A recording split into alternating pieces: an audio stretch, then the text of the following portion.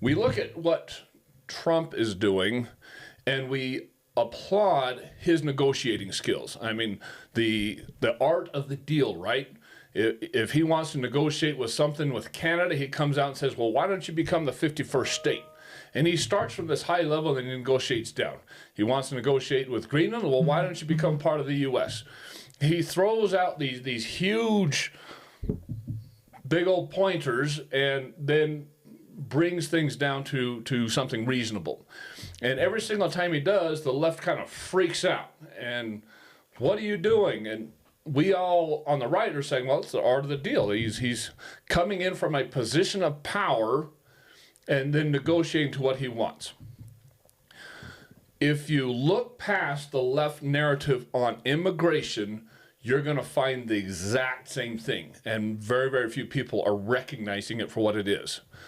Their art of the deal, where they're coming in from, again, the left only wants one thing, right? They want to stay in power.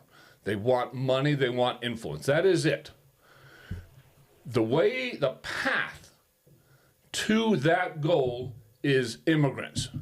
They know for a fact that they're losing popularity, and it's not just the fact that they're losing popularity, but even in those days when they were fairly popular and it was a pretty close race, they don't want close races anymore. They want a sure thing. They want to have permanent power forever. They don't want to see another Republican take office. They want to see the right lose permanently.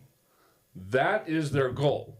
So if you look at that, how do we obtain a goal to where we maintain power ongoing now forever? Because only with maintaining that type of power can we affect the changes that we really want, which is socialism, essentially. It's the government takes all power, we maintain you, and that's their end goal.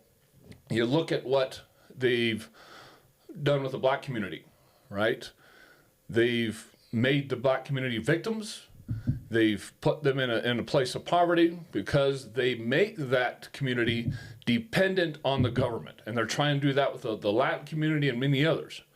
Because only when you're dependent on them do you need them. Whereas on the right, we have the silent majority, right? And we're kind of off on our own. We kind of maintain ourselves. We don't have any kind of real standout goals or anything like that we put out there publicly. I mean, those of us who are just citizens, we just kind of sit back and